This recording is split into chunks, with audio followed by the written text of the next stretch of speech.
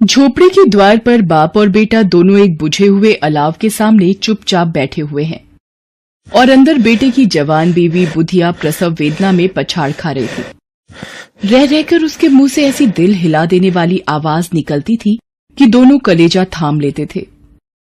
जाड़ों की रात थी। प्रकृति सन्नाटे में डूबी हुई। सारा गांव अंधकार में लय हो गया था। घीसू ने कहा, मालूम होता है बचेगी नहीं। सारा दिन दौड़ते हो गया, जा देख तो आ। माधव चिढ़कर बोला, मरना ही है तो जल्दी मर क्यों नहीं जाती? देखकर क्या करूं? तू बड़ा बेदर्द है बे। साल भर जिसके साथ सुख चैन से रहा, उसी के साथ इतनी बेवफाई। तो मुझसे तो उसका तड़पना और हाथ पांव पटकना नहीं देखा जाता। मुझे वहां जाते डर लगता है। डर किस बात का है? मैं तो यहां ही हूं। ऐसा तुम ही जाकर देखो ना। अब मेरी औरत जब मरी थी तो मैं 3 दिन तक उसके पास से हिला तक नहीं। हाँ, और फिर मुझसे लजाएगी कि नहीं? जिसका कभी मुंह नहीं देखा उसका आज उधड़ा हुआ बदन देखूं, है?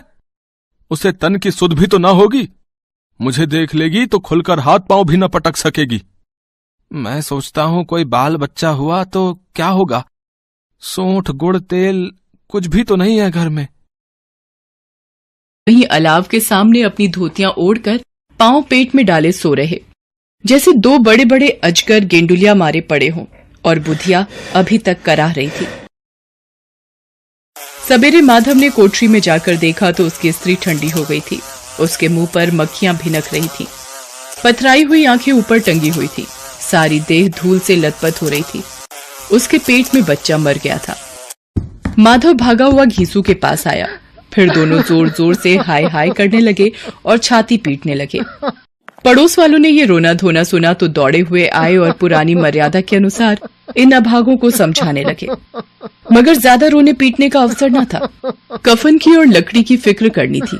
घर में तो पैसा इस तरह गायब था जैसे चील के घोंसले में मांस। बाप बेटे रोते हुए गांव के जमींदार के पास गए। वो इन दोनों की सूरत से नफरत करते थे। कई बार इन्हें अपने हाथों से पीट चुके थे। वादे पर काम पर ना आने के लिए पूछा, क्या है बे घिसुआ, रोता क्यों है? अब तो तू कहीं दिखलाई भी नहीं देता। मालूम होता है इस गांव में रहना नहीं चाहता। अब सरकार, बड़ी विपत्ति में हूं। माधव की घरवाली रात को गुजर गई।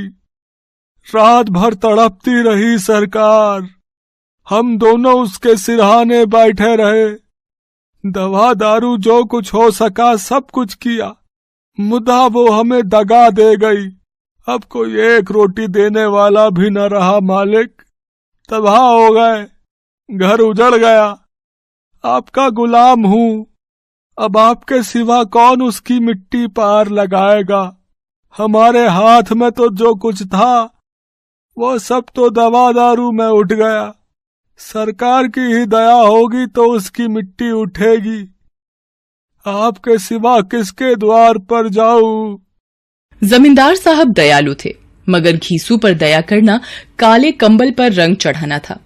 जी में तो आया कह दें, लेकिन ये क्रोध या दंड देने का अवसर न था।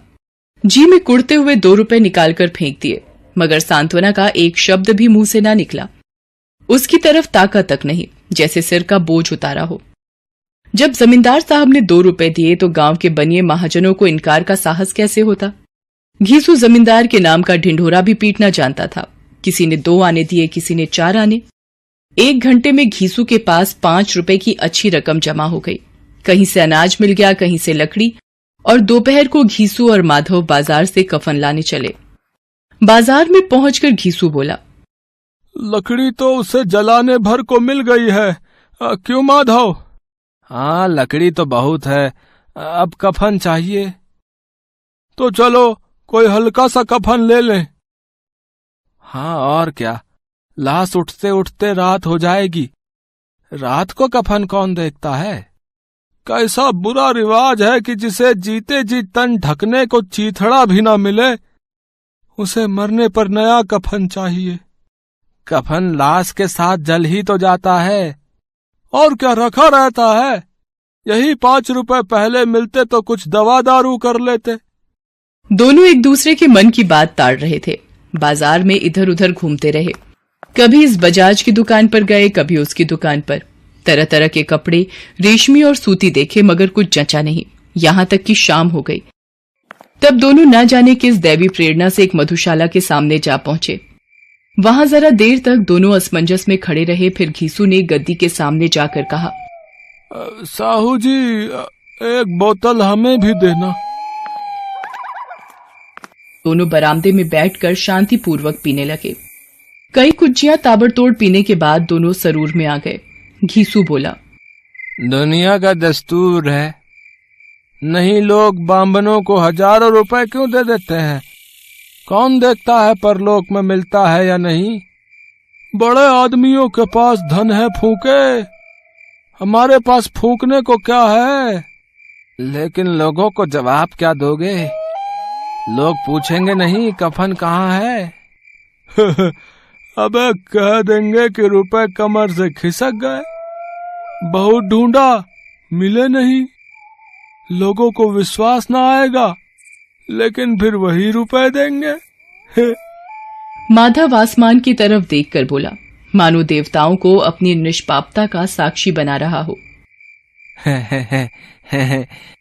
इस अनपेक्षित सौभाग्य पर बड़ी अच्छी थी बेचारी, मरी तो खूब खिला पिलाकर।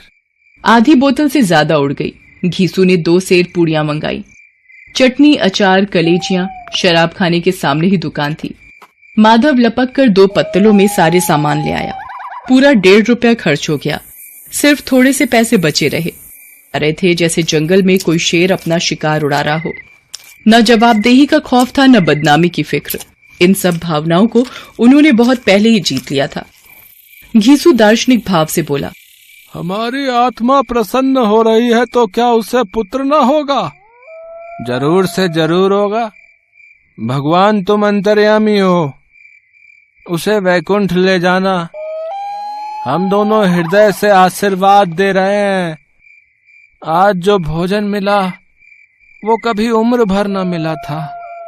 एक क्षण के बाद माधव के मन में एक शंका जागी। बोला, क्यों दादा, हम लोग भी एक ना एक दिन वहां जाएंगे ही।